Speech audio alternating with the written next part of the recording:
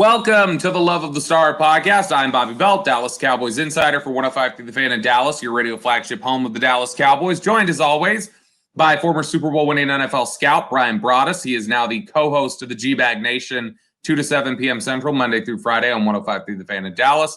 He is also the pre- and post-game co-host on the Dallas Cowboys radio network. And Bryan Broaddus, we made it through draft weekend, and we got some new players to talk about. Yeah, Bobby, and it was a really a nice weekend, and anytime that you can be involved with the draft, especially with the different platforms that you and I get to perform on, whether it's 105.3 The Fan or DallasCowboys.com, it's just a really nice partnership between the two, and you get to work with super people along the way that make it easy. As I said, going off air the other day, I just can't thank guys like yourself, Aisha Morrison, Kyle Yeomans, and Zach Wolchuk enough. Peyton Russell, guys like, everybody, Alec Medford. Sean Sharif on night one. Sharif on night one. I mean, there were so many people that had a big hand. The folks, like I said, DallasCowboys.com, Roxanne and Beamer and all those guys, were just super to work with, and they make it really easy. All we had to do was to talk about the players, and we get to have broadcasts like what we're going to do right now to kind of recap what happened on those 3 days.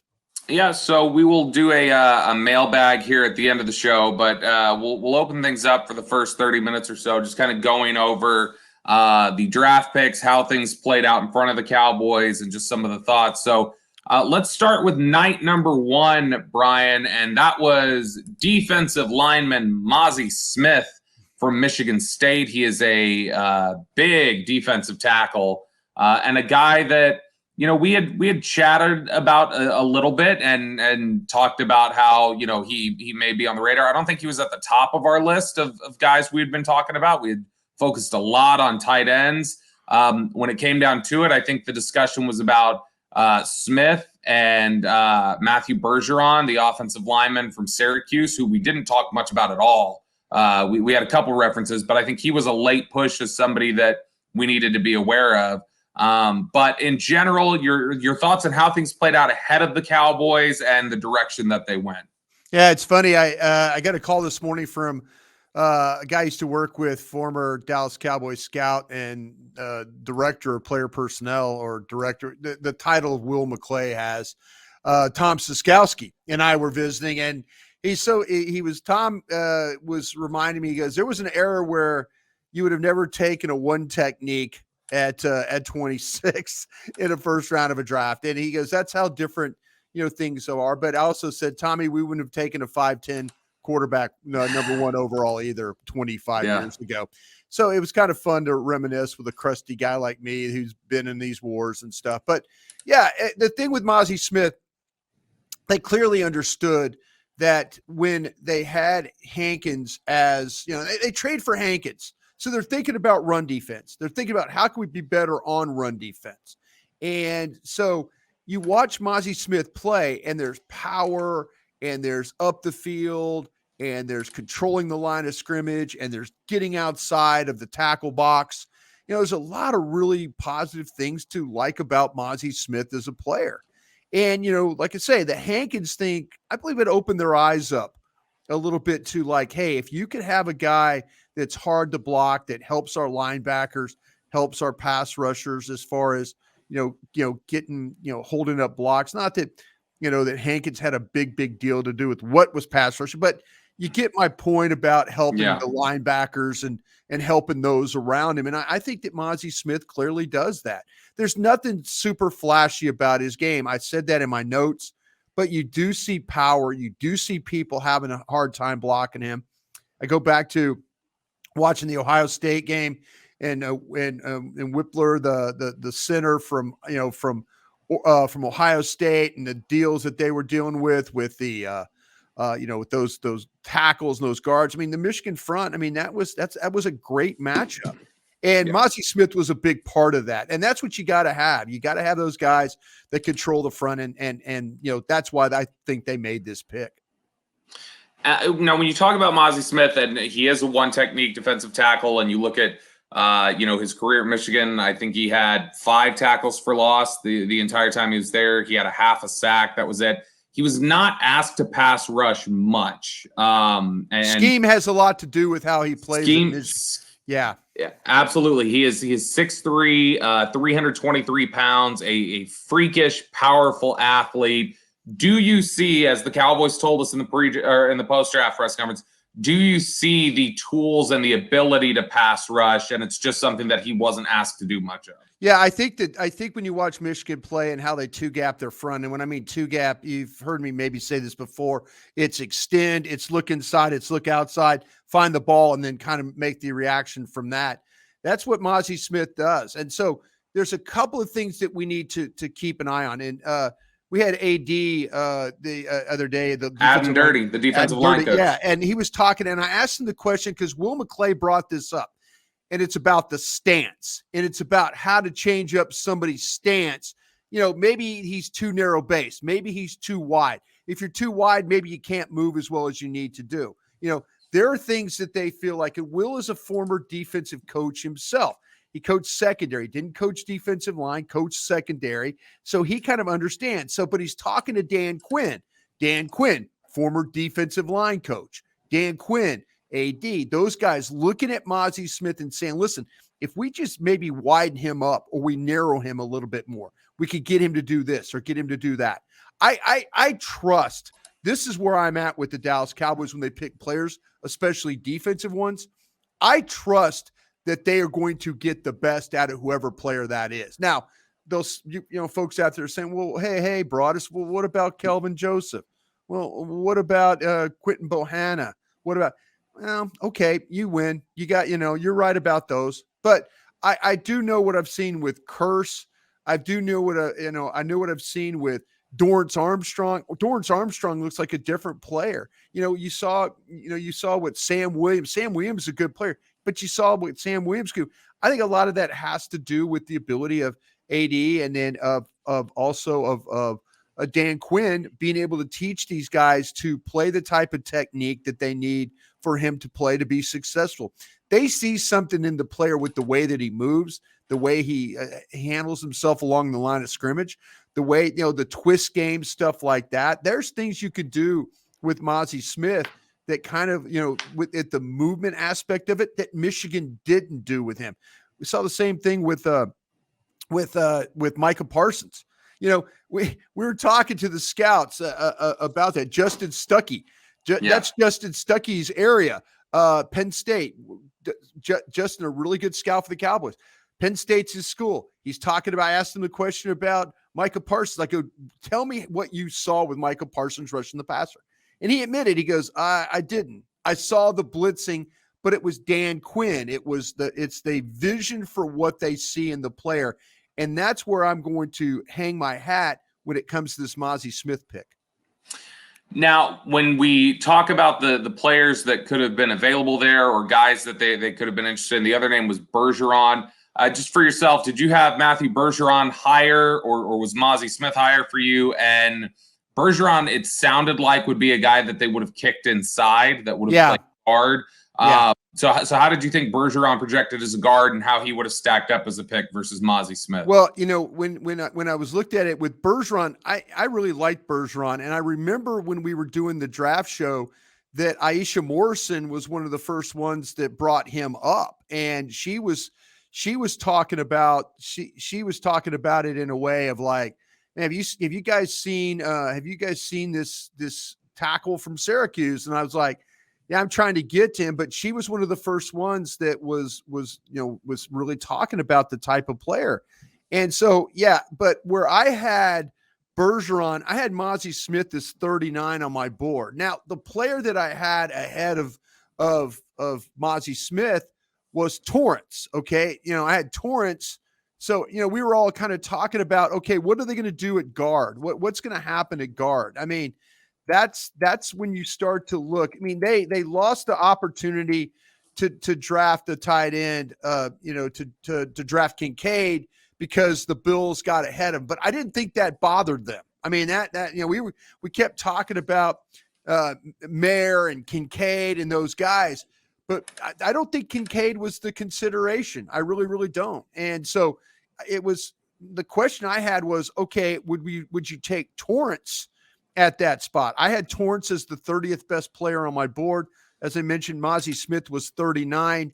And then if you look at the tackle and where I had Bergeron, I had him at 55. So to me, that's where I kind of saw where things were going for the Dallas Cowboys. The Cowboys end out addressing tight end at their second pick. We through conversations throughout and things like that. As it turned out, you mentioned Dalton Kincaid there. Dalton Kincaid, as it turns out, just from some of the discussions we've had, was not their top tight end on the board. It sounds like that was Sam Laporta from Iowa, which is a surprise.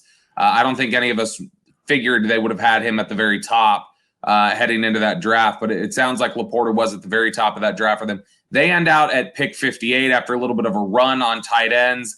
They get Luke Schoonmaker from Michigan, an older player. He will be 25, I believe, in September. But this is one of the best run blocking tight ends in the draft, maybe the best run blocking tight end in the draft. And a guy that I think when you look at the athleticism and some of the things he was asked to do at Michigan or what he wasn't asked to do at Michigan, which wasn't be a big part of the passing game, I think that you're projecting out a little bit and can say, at least in my opinion, I think you do have a player who's able to be a vertical threat, be somebody that can go down the seam. But what were your thoughts on Luke Schoonmaker, where he stacked up in your tight end group? Well, here's another Michigan player, and you talk about the scheme hurt maybe his development as what you would think would be a quality NFL tight end. I do know this about Michigan, and I said this a bunch, and I kept bringing up Schoonmaker's name like up to the draft show because I felt like if you missed out on Kincaid, Musgrave, Washington, it seems that Washington from Georgia, Bobby, correct me if I'm wrong here, there was some concern about a knee that was going off there, so that he wasn't a consideration, I don't think, for the Cowboys. Kraft out of South Dakota State was a guy I had at 49. Laporta I had at 60. Schoonmaker I had at 86. Okay. The thing about Schoonmaker is, though, when you watched Blake Corum run the ball for Michigan, it was coming downhill. It was coming fast. It was coming with some power. And a lot of that time it was with Luke Schoonmaker at the point of attack. They did a really good job with their offensive line. Their offensive line won what they college the Joe Moore Award, a famed old line coach from back in the day, Notre Dame, Pitt, places like that. They won the Joe Moore Award for being one of the best offensive lines in the country. And so Schoonmaker was really a part of that group that ran the football as well as they did.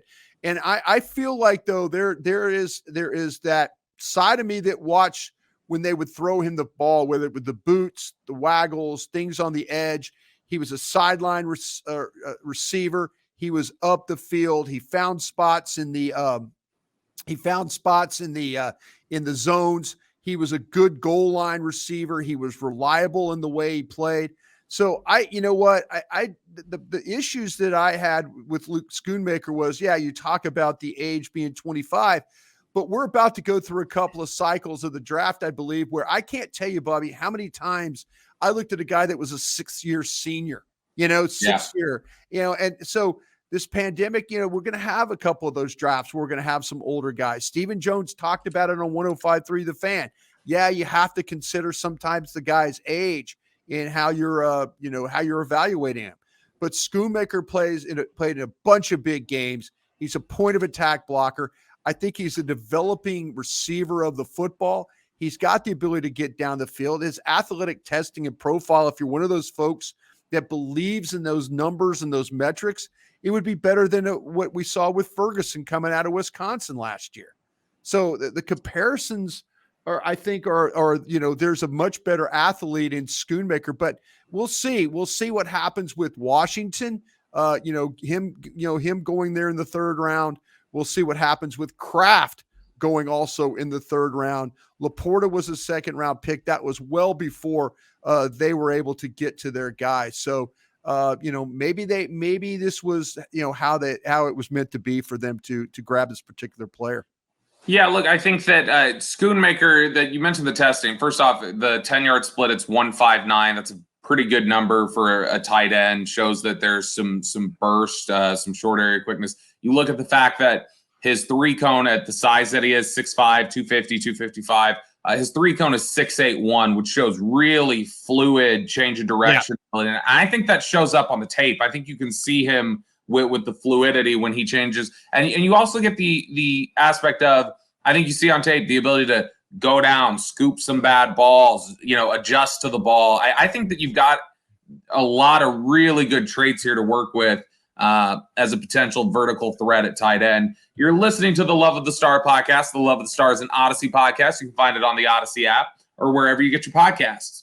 All right, Brian, the third round pick, number 90, the Cowboys take DeMarvion Overshown. This is the linebacker out of Texas, a guy who started as a safety, transitioned to linebacker, has apparently some ability, it sounds like, to be a part-time edge player if they wanted to do that with him. Mitch LaPointe, the Cowboys director of college scouting, came and talked to us on Saturday morning, said that Overshown was one of his favorite players to study in this draft, and mentioned even that he was somebody who would have been right there with Schoonmaker when they picked at 58. So Cowboys were very high on DeMarvion Overshown from Texas, but kind of a Swiss Army knife player, a good athlete, good measurables at 6'3", 229, but a guy who was looking for the right position, it felt like, at Texas for a little bit, found linebacker, really committed to learning the position. You saw improvement. You see a guy who plays with his hair on fire. What are your thoughts overall on Overshown and how he fits in here with the Cowboys? Yeah, once again, here we are with a defensive player that gets selected that's got a lot of versatility to him. You mentioned the fact that he played some safety, he played linebacker. There were some whispers going around pre-draft that maybe somebody would try and bulk him up and maybe even make him a defensive end. But you're absolutely right. Everything you talked about, hair on fire, the way he plays, the way he is able to chase the football, he's a good tackler in space. There's a lot to really like about this player. I personally had him in the fourth round myself, but I had him early in the fourth round. They could have been one of those things where you could have gone, if you would have cheated your grades and said 3-4, kind of a combination there. But here's a kid, like I said, that is just, he was looking for a spot. And I think the Cowboys have had, they've had some success with having vision for these players. I've mentioned that a bunch. I think Overshown's the same way. I think he comes in with the right attitude. I think he comes with the right demeanor. I think he's got the size, the length, the range, all those things that Dan Quinn loves in a defensive player. First pick for the Cowboys on day 3 came in the fourth round, pick 129, and it's Junior Fehoko, an edge rusher from San Jose State, who it sounds like they're going to ask to put on some weight and play inside as a 3 technique. Fehoko right now 6'4", 276, 33-inch arms, and a guy who had a ton of production at San Jose State. Again, we talk about playing with your hair on fire. That's definitely Fehoko. You talk about a guy who knows how to use his hands, which I think is always big when you're a defensive lineman and you come in the league and you have an understanding on how to attack with your hands and how to play with those and have a pass rush plan. That all fits Fehoko. Not the greatest athlete in the world, but somebody who I think technically is a more advanced rusher and somebody that when he puts on some weight here and comes in the league, I'll be really excited to see how Dan Quinn uses him. Dan Quinn was on the table for this guy, and it was very, very clear that, initially I did not evaluate the player of my 210, and shame on me for not doing that. You start to think about, well, are they looking at this guy as a defensive end? How the Cowboys going to take another defensive end here? And so you're kind of, thinking about time management and looking at other players, but that's a mistake on my part. Going back and looking at Fehoko, I could see why they're going to try and play him at 3 technique. We interviewed Sharif Floyd, who's the assistant defensive line coach with the Cowboys, and he was talking about him as being that type of guy. But this whole process really started because of Dan Quinn. This really started because of Dan Quinn standing up on the table, wanting this player, wanting a player that's super active, wanting a guy that gets up the field, wanting a guy that plays well in space. And that's the whole idea with your 3 technique. If you get a guy that it plays what they call a gap or a gap and a half, when he's able to play that, you really do have a special player if they could control that outside to him and then maybe go over a gap and then another half from that. So that shows you they're talking about the range of the player. And that's what they believe in Junior Fehoko can be able to do, that he's that active, that strong, that relentless kind of effort to always be in on the play and to win on the blocks. They will, Dan Quinn, they will work with the technique, the footwork, all that to make this kid give him a chance to be a guy that could, be on your 53 and then also potentially be on your 48 when you play on Sundays. After you had a chance to watch him, where would he have graded out for you? Would he have been what round grade would you have put on? I would have put him in the 4th round is where I would have put him. I would have put him right there. I mean, I had some guys, like I said, there were so many of these defensive ends that I was looking at. I'm like, man, there's no way in hell that they're going to just keep, add a defensive end. But I had Young from Tennessee, McGuire from Missouri, Horton from TCU, Wheat from Mississippi State. Wheat went undrafted, but what did they do? They added Wheat, I believe I'm right about this, Bobby, as an undrafted free agent from Mississippi State. So I kind of would put him in the mix ahead of those guys. I think I would have him ahead of Horton, who I had at 127. So that was just a miss on my part right there, not to add a player that could have been drafted. And he was, of course, drafted by the Cowboys. The next pick for the Cowboys came at the back end of the 5th round with a compensatory pick, pick 169. They take Asim Richards from North Carolina, a tackle who, I'll be honest, Brian, when I watched him, he's 6'4", 309, 34-inch arms, 10-inch hands. When I watched him, I thought guard. That was how I viewed him. When we got a chance to talk to Mike Solari, the offensive line coach, the new offensive line coach, he seemed to say there is flexibility there to be tackle, guard, or center, but it sounded like tackle was the primary position for him. I think you see a lot of power with Richards, a guy who needs to get better at actually finishing blocks off, though, probably, and somebody who's a little limited athletically. But what were your thoughts on Richards and the idea of him being maybe primarily a tackle? Yeah, you know what? I'll disagree with you on the limited as far as the athletic ability. The numbers and stuff like that maybe tell the story that you're talking about. I know this, though. I saw this guy as being a really light-footed athlete. I rarely saw him on the ground. I thought he adjusted when it came to his blocking. His positioning was good. His balance was good. I didn't see him get knocked back or driven back. I watched Georgia Tech, Notre Dame were a couple of games that I got to scout. I felt like he did a good job of holding his ground between the defender and the ball. The pass sets were good. He does a good job of staying with his man in the running game. I mean, I didn't see him losing sustain in the open field. He gets to the second level. They pull him. They run screens. He's the kind of guy where he knows where to put his hands. He knows what he needs to do about, trying to climb that guy as a run blocker. But man, I felt like that, there were times when they tried to twist on him and stuff, and he was athletic and aware enough to kind of pull those things. So, the word is, you're right. He could probably play a couple of different spots. I would keep him at offensive tackle if it was me. I would try and develop him there because I think he could play either left or right tackle and be just fine for you. Are you surprised it took until the 5th round for the Cowboys to address offensive line? I really did. And that's the thing about it. I mean, we got to a point where I'm like, well, somebody get Dan Quinn out of the room so they can look at these offensive linemen that, with the possibility. I mean, Richards went at pick 160. That was what I had him on my board. He went at pick he was 169. 169. So he was the 169th player on my, or 161st player on my board. But, there were several of these guys where I kind of felt like that maybe, that the center guard combination guys might be a little bit more inviting there. But they took a really good athlete here, a guy that I don't think this is one of those. Sometimes you take these guys and they're from a really small school and there's so much that you have to work on to get them to even be, the where you have to get them to go to even get to a certain level. I don't think Richards is one of those guys. I think Richards is at a really good level, and anything going up on him, I think is only going to be beneficial for the Cowboys.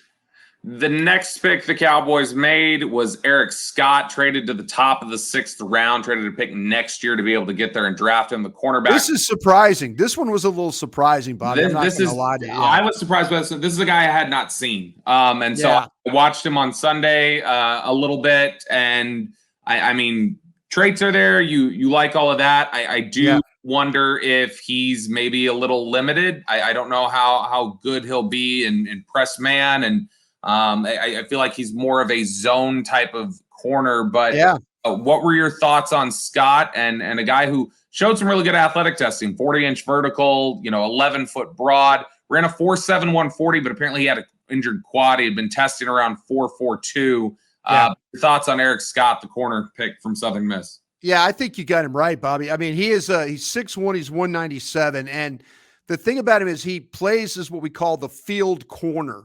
And the field corner is there's like the boundary corner, which has the boundary, which of course is the sideline. It's a little bit easier when that short side of the field, when you can cover, you can run your guy to the sideline. As a field corner, it's wide open out there. You've got to cover a lot of ground. A lot of guys that are field corners actually become pretty good slot corners because of their ability to cover the whole entire field. Eric Scott does play a ton of zone. You can watch Southern Miss play, and he plays sideways, and so the majority of the time his rear is pointed to the sideline. But the movement skills are good. He's not a tight moving player at all. He'll react well to the receiver when he's pressed. He's not afraid to tackle. He's aggressive in the way he plays. I mean, he had 78 tackles. 51 of them were solos. And, he 12 pass breakups, 2 fumble recoveries, 5 interceptions.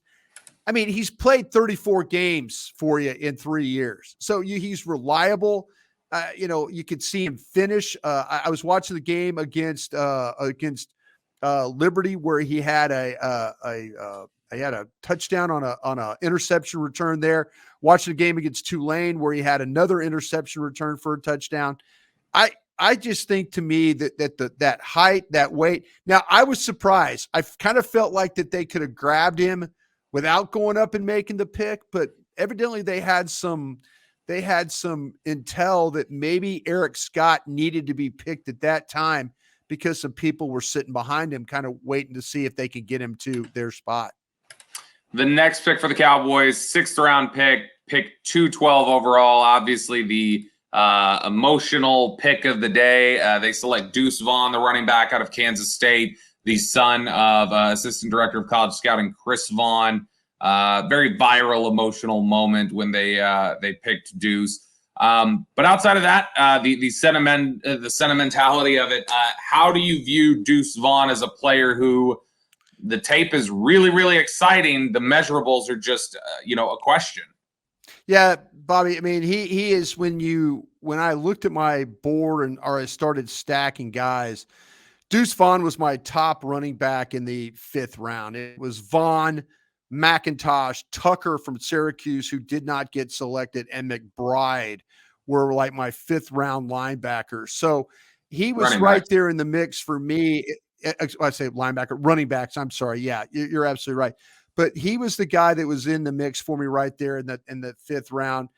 I thought this kid had some of the best start-stop quickness in the draft. I think he has a special ability to be running full speed, stop, and then get back to full speed in a blink of an eye. The vision, the cutting ability. He's one of those guys that's very patient. He'll allow the blocks to develop, and then all of a sudden he'll take full advantage of that. His lack of height. Sometimes you'll watch him play, and he's very patient, and they're blocking, and the defense is like you can see they're trying to find him, and then he's to and through the hole, and he's up for 6-7 yard gain. I didn't see him be one of those guys that got knocked off his feet, even at being at 5'5". I will say this: I do not think he has elite speed. The longer that he has to run, the more likely he's going to get caught, and so. That I think is really the height and the elite speed. I think are good questions, but the quickness, the start-stop ability, and the ability to catch the football, I think give Deuce Vaughn the opportunity to make this 53-man roster. The final pick of the day for the Cowboys, round 7, pick 27. It's 244 overall. It's Jalen Brooks, wide receiver from South Carolina. Again, another guy that I had not seen heading into the day. Got a chance to watch him a little bit. This sounds like a Noah Brown type of replacement, a guy who can be the personal protector, can do some stuff on special teams. Big bones fossil pick. But, you look at the tape, you look at a guy who adjusts to the ball well, I think, makes some tough catches. Not an elite athlete by any means, but your thoughts on the Jalen Brooks selection to close out the draft? I think you exactly nailed who this player is with Brooks. He is a guy that, when you watch him play, he can play the gunner. He could play, and then the gunner's the guy on the punt team that plays all the way. They call it the gunner, the flyer, whatever you want to call him. He's that type of guy. He plays on the outside. He can make tackles. He's not afraid to stick his nose in the action and do that. As a receiver, you're right, Bobby. He's one of those guys, you see him run underneath routes and stuff. He can adjust to the ball behind him, in front of him, above him. Played big-time football at South Carolina. This is one of those traits picks, and I think the traits picks is the fact that this guy is a really good special teams player. And you're right, he could fit that role of what we saw with Noah Brown. You are listening to the Love of the Star podcast. The Love of the Star is an Audacy podcast. You can find it on the Audacy app or wherever you get your podcasts. All right, Brian, it is now time for our Dean Julia Love of the Star mailbag, where we turn things over to our dear listeners and let them control the conversation for a little bit. First question here from Eastside Sammy. What's the pick you and Bobby are most excited about, and what's the pick that gives you the most questions? Brian, you're the pick you're most excited about, and then the one you've got some reservations about. I'm really excited about the Deuce Vaughn pick, because I think, to me, that, when you maybe under the Kellen Moore administration, you wouldn't have thought that they would figure out how to use a running back this way. But I'm excited about Deuce Vaughn because I think there's some things that you could do with him when it comes to running the football. I don't think the only thing is he's short. The kid is tough. He's explosive. I think there's things, I was talking, we were talking with the running back coach, Jeff Blasco. Jeff Blasco. And I'm like, they will throw a parade for you in downtown Dallas if you could figure out how to run a screen game here. And yeah. I think that Brian Schottenheimer, and there's so many things that you can do with the player.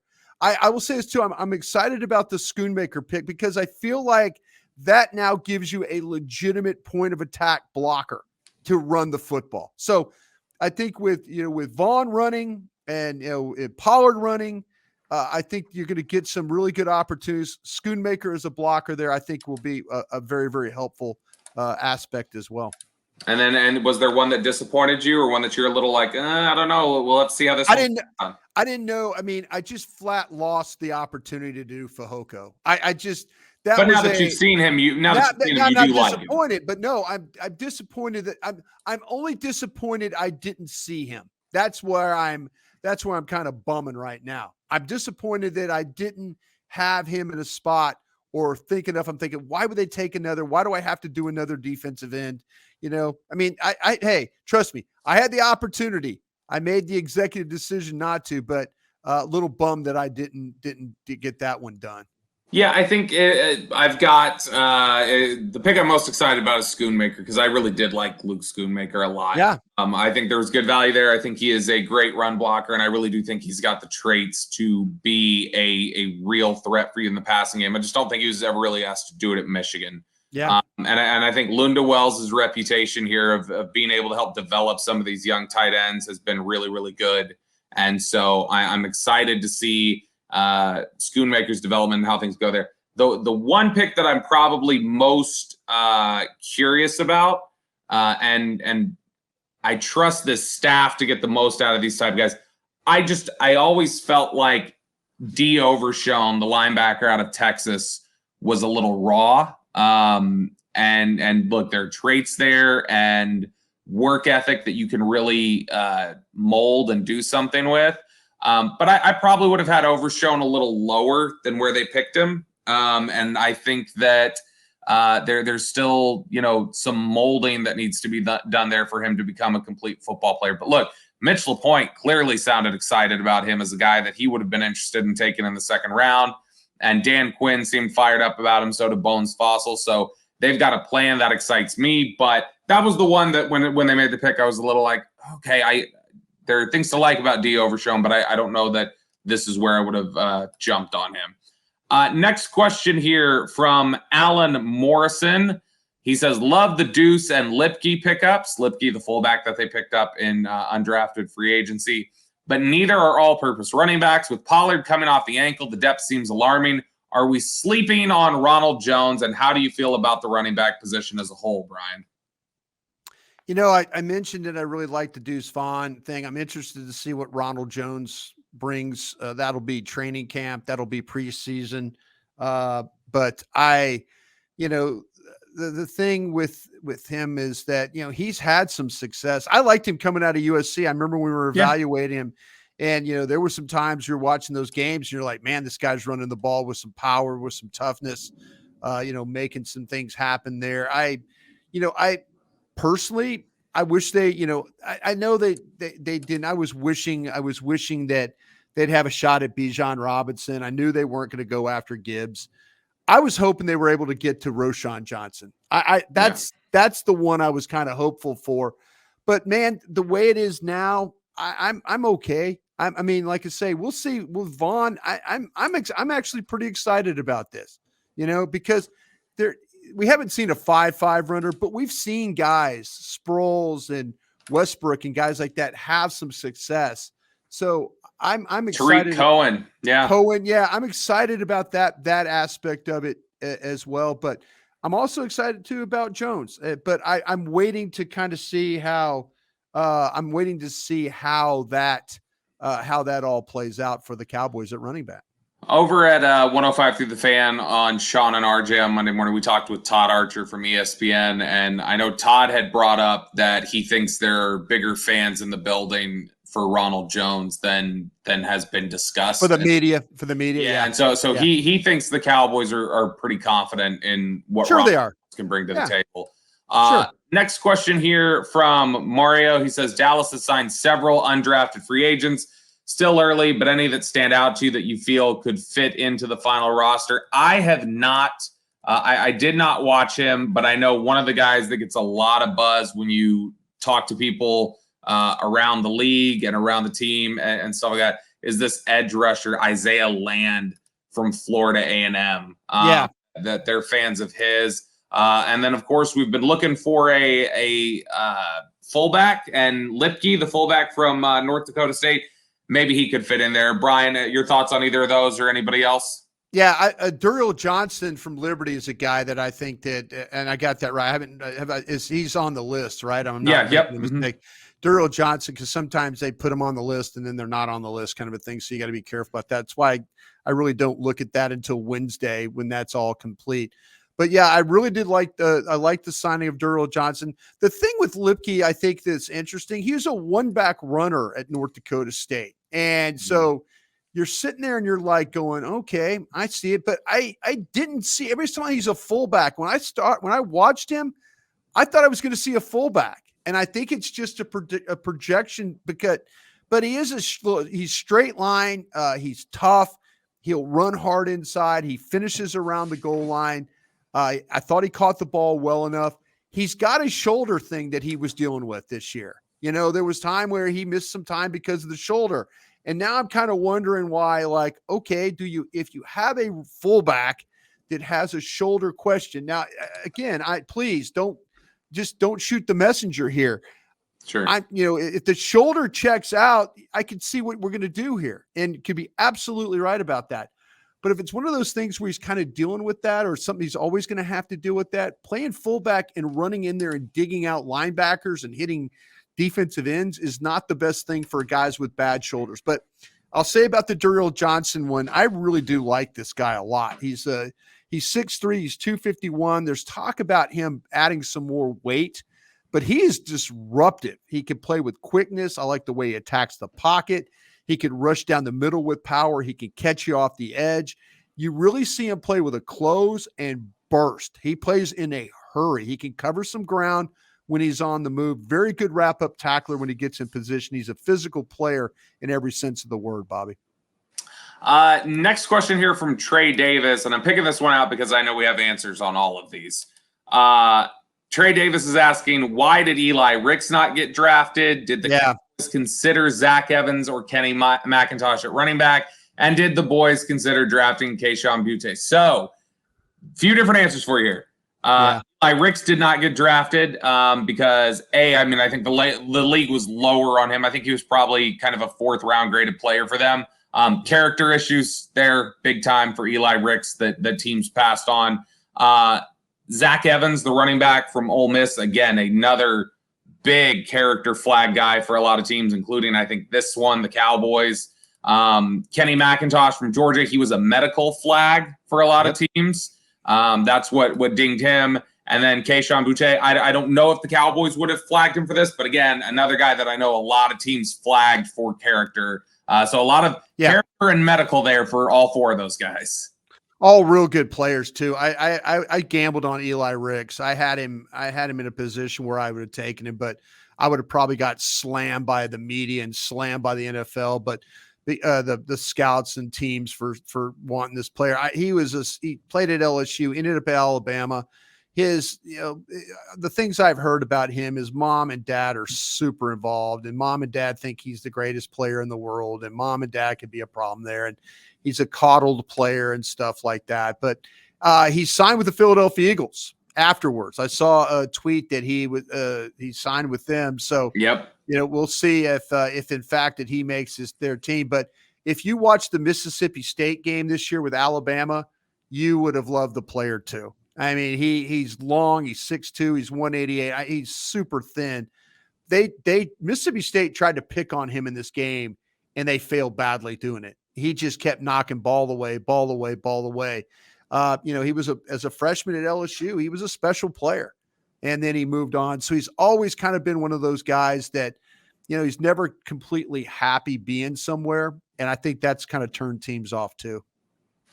That does it for us here today on Love of the Star. We will be back with another episode later this week, and who knows what we'll talk about now. Now we're out of draft things to discuss, Brian, and before you know it, the NFL season will be here coming up soon. I'm sure we'll have rookie minicamp, and then you'll start getting into all of the OTAs and everything like that, and then before you know it, we'll be here in training camp. And we'll be discussing this Dallas Cowboys football team. Until next time, we will see you guys later. Hey, thanks for watching. If you enjoyed this video, please don't forget to give it a thumbs up and subscribe to our channel for more content like this. If you want to see more of our videos, be sure to check out our playlist and let us know what you think in the comments below. Also, don't forget to follow us on social media to stay up to date on our latest updates. Links are in the description. Thanks again for watching, and we'll see you in the next video.